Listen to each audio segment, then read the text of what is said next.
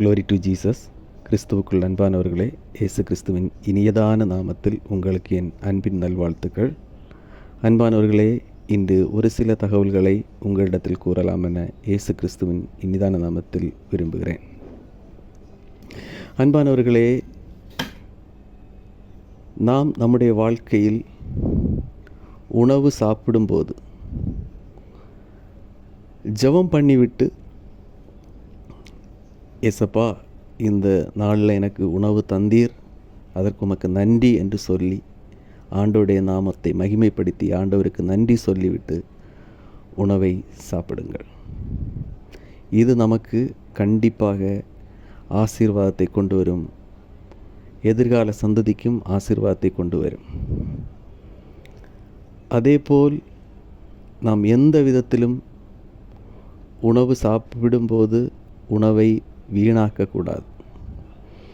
ஏனென்றால் பல கோடி மக்கள் ஒருவேளை உணவு கூட கிடைக்காமல் கஷ்டப்பட்டு கொண்டிருக்கிறார்கள். எனவே நாம் ஒருபோதும் உணவை வீணாக்கக்கூடாது. அதேபோல் நாம் நம்மால் இயன்ற அளவு உணவை ஏழைகளுக்கு கொடுக்க வேண்டும். உங்களுக்கு தெரிந்த எவராவது உணவு இல்லாமல் கஷ்டப்படுகிறார்கள் என்றால் தயவாக அவர்களுக்கும் சேர்த்து உங்கள் வீட்டில் சமைத்துவிட்டு எடுத்துக்கொண்டு கொடுங்கள். இதெல்லாம் உங்களுக்கு ஆசீர்வாதத்தை தரும். ஆண்டவராகிய இயேசு கிறிஸ்துவின் நாமம் மகிமையடையும். எதை செய்தாலும், எந்த நன்மைகளை நீங்கள் செய்தாலும் இயேசப்பாவினுடைய நாம மகிமைக்காக நாம் செய்ய வேண்டும்.